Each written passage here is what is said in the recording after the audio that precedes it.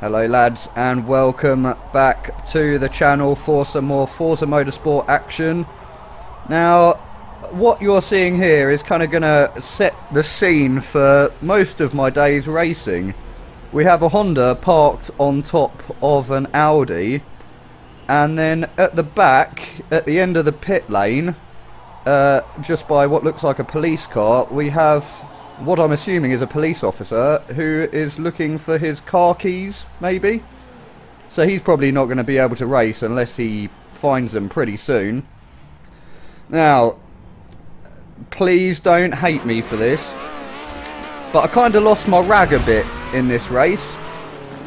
So we're at Top Gear. Thought I'd try out a new car, you know. I had this sitting in my garage, so I thought, you know, give it a go. Save me a bit of money, don't want to waste any more. So coming into the first turn, these guys have had a bit of trouble, but I'm just going to take a tiny little nudge, nothing too malicious. R34 gets a little bit nudged off and punt. Citroen 2CV, I don't know how a 2CV, the slowest car ever made, is in a race with a Shelby Cobra and a 355, but, you know, it is. So I'm going to give him a little punt and just get on the brakes a little too late, but I get tagged from behind. This was probably the worst race I've ever been in, but I didn't help that at all. You will see why in a minute. So come in. I've never done this track on Forza before, so I wasn't really 100% sure where I was going. I couldn't really see much either. And I'm just going to get punted. I'm going to flip. That Aston Martin, I don't know what his problem was with me, but I think he's just a ramming noob. And I get completely stuck here. I can't move at all. But eventually we do get off. So that Aston guy, you know, he's right in front of me. Time for a bit of revenge. So, you know, I'll give him a little punt, you know, leave it at that. Or so I thought we'd be leaving it that anyway. But no, here he comes again. He's gonna completely cut the corner. Give me a little nudge, and that nothing too bad there either. But he's not done yet. No, not done at all. So after that, I was like, oh, this guy, you know, this. I'm gonna go find him. I'm gonna get him. I've got a vendetta here, lads. This is happening. This is on. Here he is, coming around the corner. So, the chase is on. Come back here, you little swine. Now, we've got him. Same corner. Punt. That felt good. Don't hate me, guys, but it felt good. Felt seriously good. And he goes for the ram again while he's ghosted. I don't know if he didn't know that that's what ghosting does, but that is what ghosting does, my friends. And, you know, I don't get what joy he gets out of ramming. You know, he's pretty much, he's close to being dead last. You know, what is he even doing? I know I should have quit this race a very long time ago, but look at that ghosting out tactics there. He goes for the ram, but he can't ram me when I'm ghosted either. So that's pretty much how that race ended. That ended in a rage quit. So let's see if we can actually get a good race in here. Spa. Lovely track. One of my faves. Not my favourite, but one of. It's up there. I think I kind of got bored of it as it was like one of the only tracks on Assetto Corsa, and I was playing that for like a year. They really need to bring out more content for Assetto, and I might start playing it again. So we take a little bit of contact into turn one. Let's see how Eau Rouge is going to go down. How many noobs are going to understeer into the tyre wall.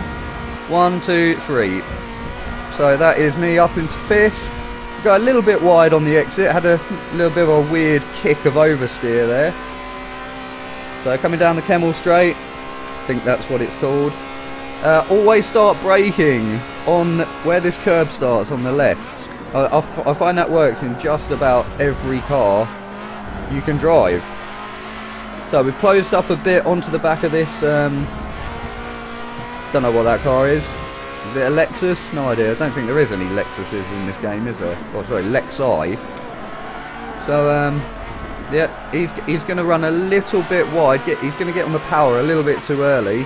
And that's going to give me the better line for this corner. And I'm assuming that's why he backed out, because you really can't go too abreast through that corner.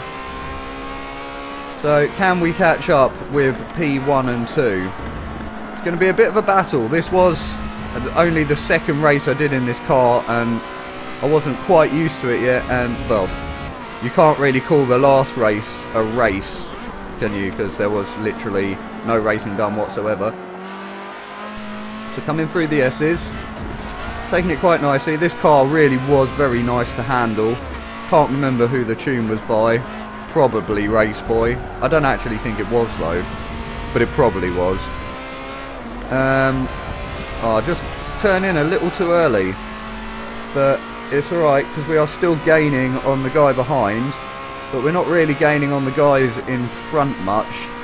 And this car really didn't have great top speed at all. You can see the guy behind is already closing the gap in. I'm just going to run a little wide. I wasn't extending. I don't think I gained too much time from doing that. You know, it's kind of weird shifting coming into the last chicane, but you know, got the job done. So that is going to round off lap number 1. And we are actually going to jump to the end of the race here because I couldn't close the gap at all. The gap pretty much stayed the same. So that is that. I wasn't too far off the pace. Well, 2 seconds off the pace. That's not great, is it? But not too bad. It could have been worse, you know. I'm still getting used to this car.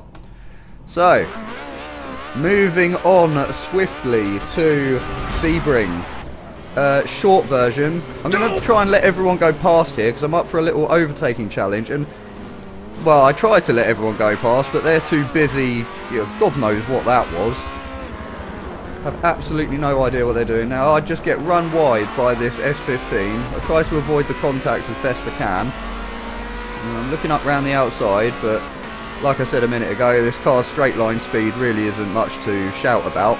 Very good on the brakes though, which is going to be a bit of a problem for me in this race. Now I'm up the inside, but the S15 looks for the cutback and he doesn't want to give me any space at all. We kind of get stuck together there.